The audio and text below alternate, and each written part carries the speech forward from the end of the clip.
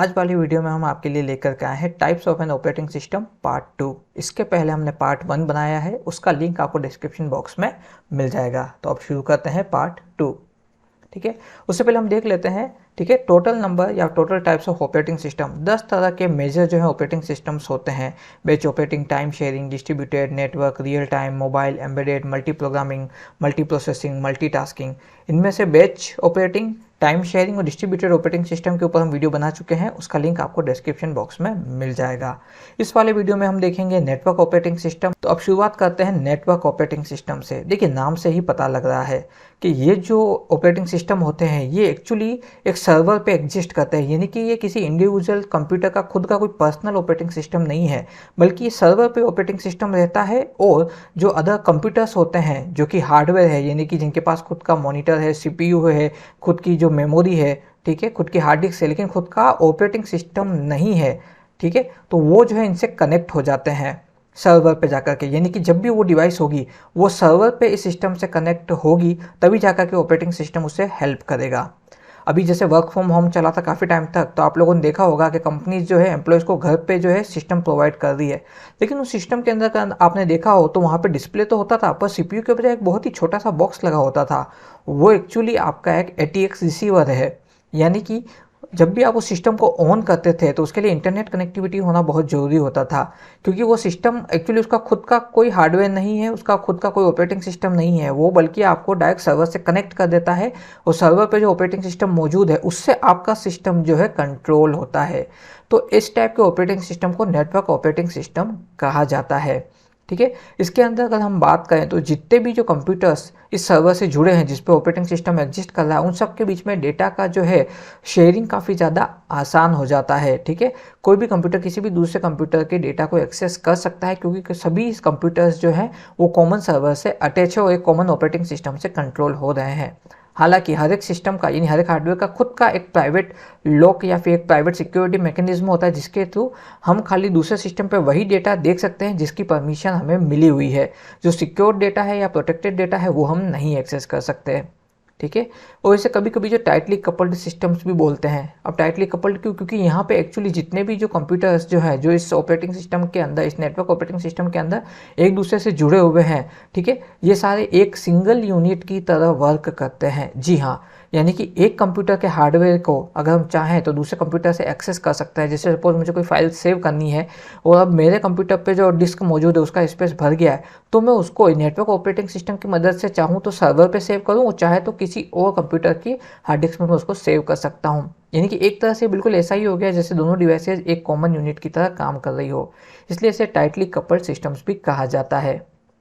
ये देखिए बिल्कुल यहाँ पे इस डायग्राम की तरह, यहाँ पे जो सेंटर में जो दिख रहा है ये आपका सर्वर है। जी हाँ, सर्वर दिखने में बिल्कुल कंप्यूटर की तरह ही होता है, ATX कैबिनेट की तरह ही होता है। और सर्वर क्या होता है इसके ऊपर हमने सेपरेट वीडियो बनाया है, उसका लिंक आपको डिस्क्रिप्शन बॉक्स में अवेलेबल हो जाएगा। ठीक है, यहाँ शॉर्ट में बता देता हूँ। सर्वर एक तरह का एक ऐसा कंप्यूटर है जिसके अंदर नंबर ऑफ हार्डवेयर काफ़ी ज़्यादा एडवांस होते हैं और एक्स्ट्रा होते हैं। जैसे कि यहाँ पे आपको सिंगल प्रोसेसर के बजाय मल्टी प्रोसेसर्स मिलेंगे जिनकी स्पीड काफ़ी ज़्यादा होगी, लेटेस्ट टेक्नोलॉजी के होंगे, आपको स्टोरेज काफ़ी ज़्यादा मिल जाएगा, मेमोरी काफ़ी ज़्यादा मिल जाएगी। ठीक है, इन्हें सर्वर बोला जाता है। अब सर्वर पे क्या होता है, सर्वर से दूसरे कंप्यूटर्स इंटरनेट की मदद से जुड़ते हैं और वो सर्वर पे एक मौजूद डेटा को एक्सेस कर सकते हैं। ठीक है, बिल्कुल उसी तरह से जैसे हम गूगल पे जाके कुछ भी सर्च करते हैं, तो हमने कुछ भी अगर सर्च किया है तो वो जिस भी सर्वर पे रखा है वहीं से वो फाइल हमें मिलेगी। यानी कि हम गूगल की मदद से उस सिस्टम से, उस सर्वर से हम कनेक्ट हो गए। तो यहाँ पे नेटवर्क ऑपरेटिंग सिस्टम में भी यही हो रहा है। यहाँ पे सर्वर पे आपको ऑपरेटिंग सिस्टम रखा हुआ है और सारी डिवाइसेज जिन्हें हम टर्मिनल बोल सकते हैं, ठीक है, वो सब अटैच्ड हैं, वो सारी की सारी अटैच्ड हैं। ठीक है, और ये सारे के सारे टर्मिनल ऑपरेटिंग सिस्टम की फंक्शंस को यूज़ करने के लिए सर्वर से कनेक्टेड रहते हैं। अगर किसी भी रीज़न की वजह से सर्वर जो है वो डाउन हो गया तो उसी समय सारे सिस्टम जो है वो ऑपरेट होना बंद हो जाएंगे, क्योंकि ऑपरेटिंग सिस्टम की उनको फैसिलिटी नहीं मिल पाएगी। ठीक है, यहाँ पे आप एक चीज़ ध्यान से देखिए, admin terminal. Now what is admin terminal? Admin terminal भी एक नॉर्मल कंप्यूटर ही है, बट यहाँ जो पर्सन बैठा है वो इस सर्वर से जुड़े हुए बाकी सब टर्मिनल को जो है कंट्रोल कर सकता है और हर एक की परमिशन और एक्सेस क्राइटेरिया जो है डिसाइड कर सकता है। ठीक है, अब बात करें एडवांटेजेस डिसएडवांटेजेस की। सबसे पहले अगर हम बात करें एडवांटेजेस में, तो हाईली स्टेबल सेंट्रलाइज सर्वर्स, ठीक है, इसके अंदर जो सर्वर्स होते हैं वो बहुत ही ज़्यादा स्टेबल होते हैं और सेंट्रलाइज सर्वर होने की वजह से क्या होता है, मल्टीपल सिस्टम जो है उनसे कनेक्ट होकर के, यानी कि एक सिंगल ऑपरेटिंग सिस्टम से मल्टीपल पर्सन एक साथ काम कर सकते हैं। ये ज़्यादातर उन जगह पे आपको देखने को मिलेगा जहाँ पे एमएनसीज या फिर ऐसी कंपनीज काम कर रही है जहाँ पे मल्टीपल पर्सन जो है कंप्यूटर्स पे वर्क कर रहे हैं, लेकिन सबको अलग अलग ऑपरेटिंग सिस्टम देते हैं, तब भी सबको नेटवर्क से कनेक्ट करना पड़ेगा ताकि उन सबके ऊपर वॉच किया जा सके, उनको वर्क अलॉट किया जा सके, वर्क रिसीव किया जा सके।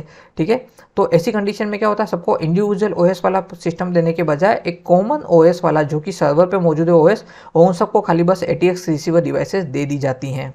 ठीक है, जिसके अंदर आपका डिस्प्ले यूनिट होगा, कीबोर्ड माउस होगा, लेकिन CPU की जगह एक छोटा सा जो है आपको एक ATX रिसीवर मिल जाएगा जो कि सर्वर से कनेक्ट करने का काम करता है। ठीक है, अब सबसे बड़ा प्लस पॉइंट क्या है कि चूंकि सर्वर से सब कुछ हैंडल हो रहा है तो सिक्योरिटी कंसर्न भी यहीं से मैनेज हो जाते हैं। तो सबसे इसमें मतलब अगर बेनिफिट की बात करें तो इस तरह के नेटवर्क ऑपरेटिंग सिस्टम के थ्रू जो भी डेटा जो है पूरी तरह से सिक्योर रहता है, ऐसे डेटा को हैक करना काफ़ी ज़्यादा मुश्किल हो जाता है, क्योंकि यहाँ पे किसी सिस्टम को हैक नहीं करना बल्कि सर्वर को हैक करना है, और सर्वर की सिक्योरिटी काफ़ी ज़्यादा एडवांस और हाई होती है। ठीक है, किसी भी तरह की न्यू टेक्नोलॉजी से या फिर हार्डवेयर का अपग्रेडेशन करना हो तो आसानी से हो जाता है, क्योंकि सब कुछ सर्वर से कनेक्टेड है, बाकी सब तो खाली बस एज का एक तरह से बस डिस्प्ले, एक तरह से सिर्फ डिस्प्ले की तरह वर्क कर रही है जो सिग्नल रिसीव कर रही है, तो ऐसे हार्डवेयर को हम कभी भी अपग्रेड कर सकते हैं।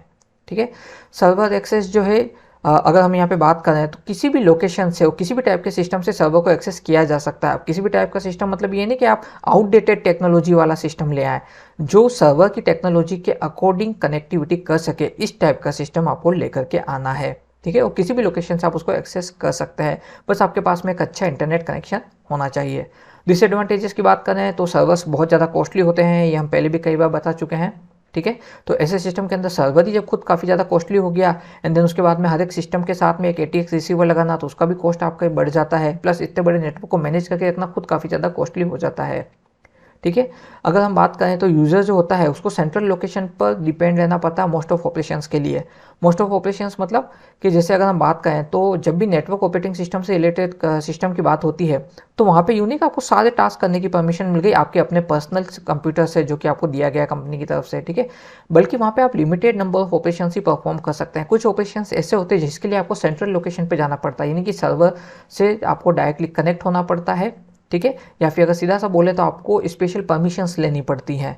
ठीक है, तो ये जो चीज़ें हैं यानी कि कुछ लिमिटेशंस हैं यहाँ पे, लेकिन ये सिक्योरिटी के हिसाब से ये लिमिटेशंस लगाई गई है।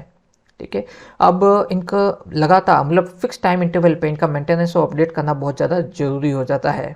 अगर एग्जांपल्स की बात करें तो Microsoft Windows server 2003, Microsoft Windows server 2008, Unix, आपका Linux, then Mac OS X, Novell NetWare, BSD, ये सारे जो है ये नेटवर्क ऑपरेटिंग सिस्टम के एग्जाम्पल हैं।